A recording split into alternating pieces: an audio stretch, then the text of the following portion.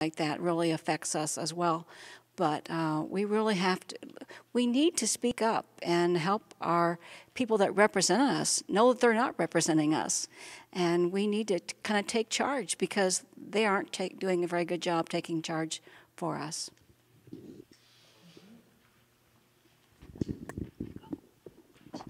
Hello, I'm Eric, and I was just thinking, with people in a singular way, everyone needs to, I believe, live within their means, and when they need to invest, they need to, at least now, stay away from the stock market and focus more in tangible things like gold, silver, etc. And they need to not plan on pensions and Social Security and these supplemental programs, which aren't supposed to last you for 30 years after you retire. You need to plan more and save more so it can last you a while, and you can last a lot longer if you plan ahead and then you use the supplemental incomes to make your life more cozy. And like he said about the 3 Ps, I also believe that our town, our county, our state also needs to privatize a lot of our services, consolidate things. There's a few towns in the east where they don't have public buses, they don't have public maintenance. They privatize it because the unions suck the blood out of our economy, our state, because they want more when you can hire private companies to do it for less. And also, in regards to the government partnering with companies, we can use money to invest in companies that we can reasonably see making a profit, to where we can use the returns on the investment to pay for our original investment costs, so that since the banks and private investors don't have as much confidence in the markets, we can pump money in to get it going, and then reasonably get the economy jumpstart back. That's pretty much my...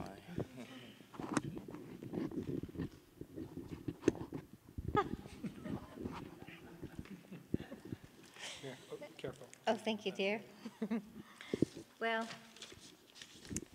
I've slowly been seeing this coming from a long time, and my husband and I listen to Meet the Press and all the programs, and I disagree with you in somewhat of a way.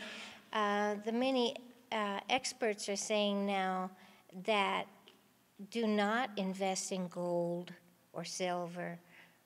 What you need to be doing is buying food, stocking up on food, because all the gold in the world is not going to feed you, or that is our most valuable resource now, is survival. And so stock market, gold, it's not there anymore. We have to be wise buyers and store our food like they did years ago. Strongly believe in that. But what if you have $50,000? You're not going to buy $50,000 worth of food. You're not going to buy $50,000 worth of food. So you do have enough to buy gold and silver. And if the hyperinflation comes, your money is worthless. So what are you going to buy things with or barter for? Yes. But gold and silver is important because that is a hedge on inflation. I have just maybe a little continuation on the idea of lowering expectations. And this idea about buying gold or buying food kind of plays into this. Anybody who's been outside the United States understands that people aren't deciding whether to buy gold or food. They're buying food and happy to have money for food, and in fact begging for money for food. And hopefully our situation isn't getting to that point, but I think that it demonstrates the difference in the expectations that our cultures have. Should we buy gold or should we buy food? And I know that there's retirees sitting on the in the center of downtowns in little Eastern European towns that are sleeping on their coats, and when they wake up, they're going to be begging for food, and that's just all about expectations, hoping that they can get enough money from somebody to buy a loaf of bread, not deciding, I wonder how much gold I should buy today.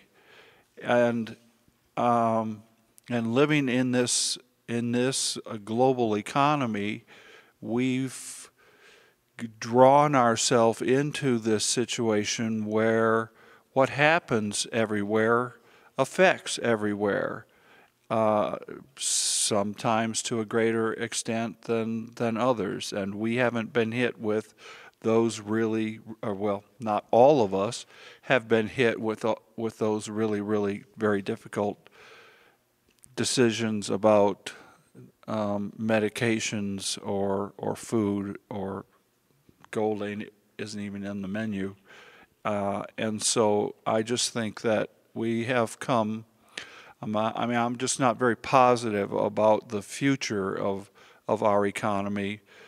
Al and I are buddies. I brought him to Pahrump to try and bring jobs here because he and I both understand that base industry is what grows your economy and gives the people choices to have better lives.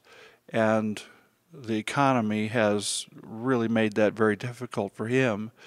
And I just don't see, I don't see us having those choices. We don't have as many choices as we had before when we have NAFTA and any other number of economic programs that are sending programs to Europe and to Latin America. Not that they don't deserve the jobs, but we all have to understand that we are now all part of that, whether through choice or acquiescence. It's here now, and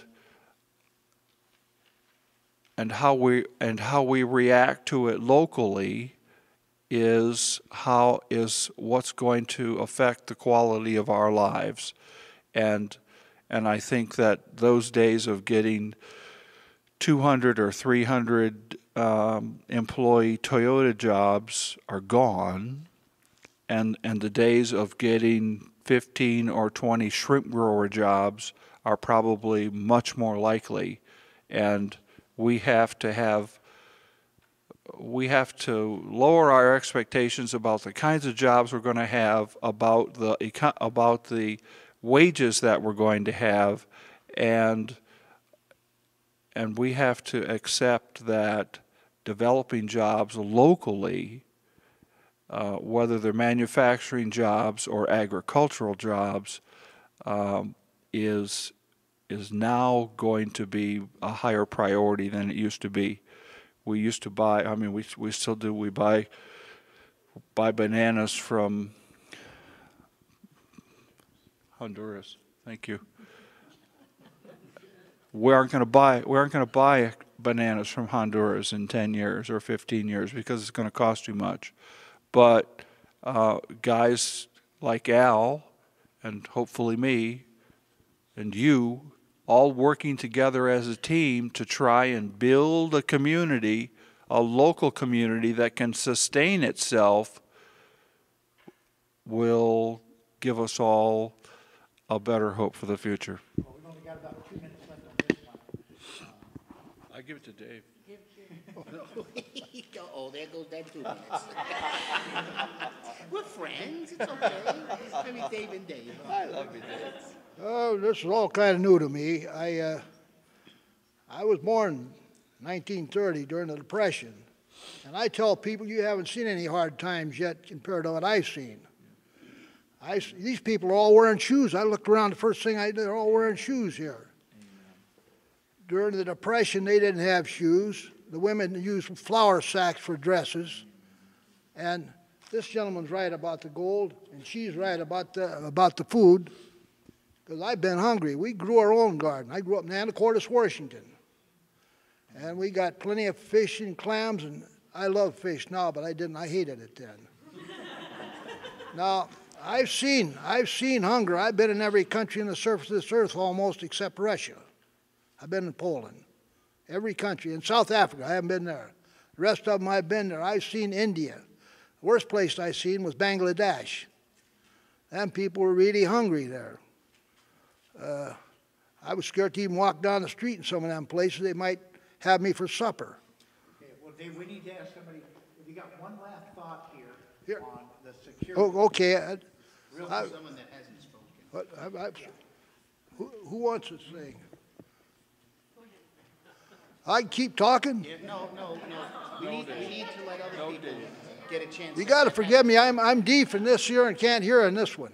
Yeah, So, you know, He spoke already. Yeah. Anybody, somebody new. Anyone? somebody that- Brave?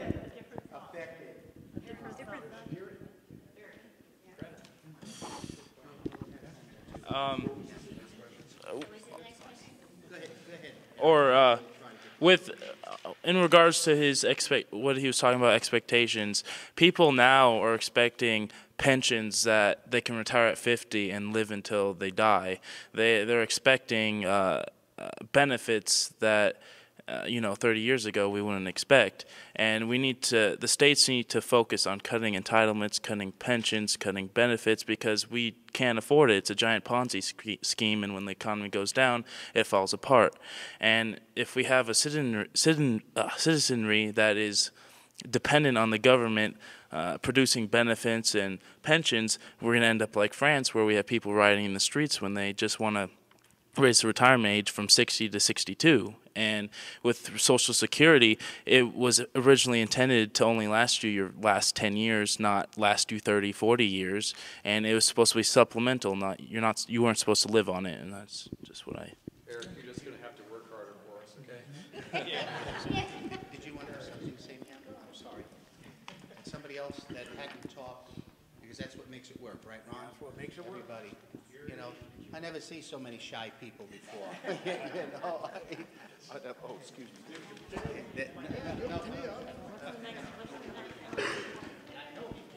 Okay, who's recording next? Who's recording next? I'm recording the next. Okay, yeah. We're going to look at the next option, which is option 2, looking out for each other. And much of the dialogue that I heard going on in the first option was about looking out for each other. So looking at that, what can we do to look out for each other?